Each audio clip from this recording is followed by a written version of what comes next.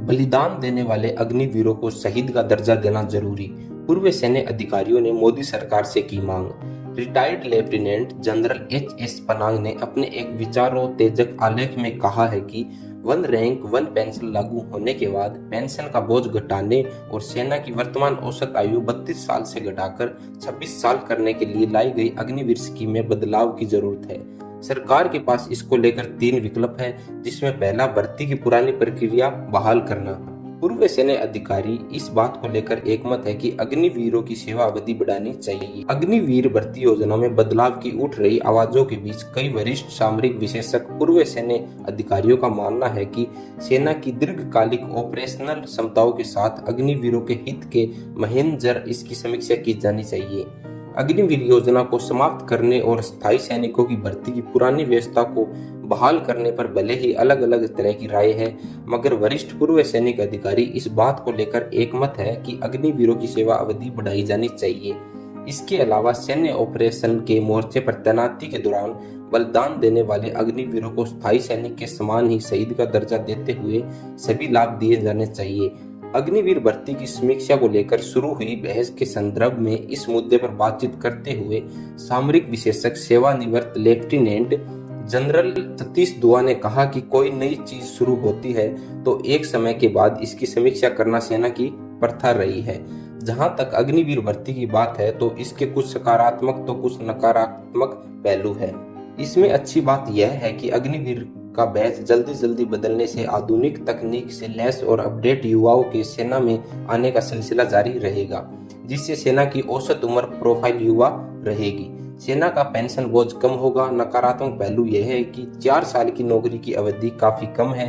साथ ही ऑपरेशन या जंग के मोर्चे पर अग्निवीर अपना प्राण न्यौछावर करता है तो उससे शहीद का दर्जा नहीं है। लेफ्टिनेंट जनरल दुआ अग्निपथ स्कीम में सुधार की जरूरत बताते हुए कहते हैं कि 4 साल का समय प्राप्त नहीं है और इसमें न्यूनतम 7 साल किया जाना आवश्यक है।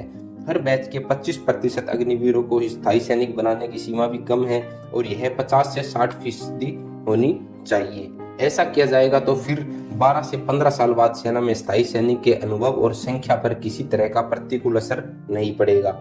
वे कहते हैं कि यह बेहद अहम है कि सेना के ऑपरेशनल मोर्चे पर प्राण गंवाने वाले अग्निवीर को स्थायी की तरह ही शहीद का सम्मान देते हुए इसे वित्तीय लाभ और स्थायी विकलांगता लाभ दिया जाए। वही सामरिक विशेषज्ञ सेवानिवृत्त मेजर जनरल जे.के.एस. परिहार कहते हैं कि अग्निवीर के बारे में बुनियादी सोच ही गलत है, क्योंकि सेना नागरिक कल्याण के लिए मैन पावर तैयार करने के लिए नहीं है। इसका पहला और आखिरी लक्ष्य देश की रक्षा सुरक्षा सुनिश्चित करना है। इस लिहाज से अग्निवीर की 6 माह की ट्रेनिंग पर्याप्त नहीं और ऑन जॉब सीखने के लिए 4 साल में उनके पास ज्यादा वक्त नहीं। ऐसे में अग्निवीर स्थायी सैनिक की तुलना में कौशल और अनुभव दोनों में बराबरी नहीं कर सकता और इसमें सेना की लड़ने की क्षमता पर असर पड़ेगा। वे कहते हैं कि एक सैनिक को पूरी तरह मैच्योर होने में 4 से 5 साल लगते हैं, जिस दौरान वह अलग अलग हथियारों के संचालन से लेकर हर तरह की भौगोलिक चुनौतियों में काम करने का अनुभव हासिल करता है। स्थायी सैनिक भी 17 साल की सेवा के बाद रिटायर होता है, तो वास्तविकता यह है कि हर साल बाहर आने वाले 40,000 पूर्व सैनिकों को ही वैकल्पिक नौकरी नहीं मिल पाती, तो फिर अग्निवीरों की चुनौती कहीं ज्यादा होगी। मेजर जनरल परिहार कहते हैं कि नए दौर की जरूरतों के हिसाब से जब सैनिकों की संख्या सेना में घटाई जानी है तब तो अग्निवीर की बजाय स्थायी सैनिक के रूप में भर्ती ज्यादा अहम है, ताकि सेना की ऑपरेशनल क्षमता पर किसी तरह का असर न पड़े। हमें इस पहलू पर भी गौर करना चाहिए कि रूस यूक्रेन युद्ध में रूस को हार जैसी स्थिति का सामना करना पड़ा है कि रूसी सेना में कॉन्ट्रैक्ट सैनिक ज्यादा है, जिनकी युद्ध मोर्चे पर प्रेरणा की एक सीमा है। वहीं retired lieutenant general HS. Panag ने अपने एक विचारोत्तेजक आलेख में कहा है कि वन रैंक वन पेंशन लागू होने के बाद पेंशन का बोझ घटाने और सेना की वर्तमान औसत आयु 32 साल से घटाकर 26 साल करने के लिए लाई गई अग्निवीर स्कीम में बदलाव की जरूरत है।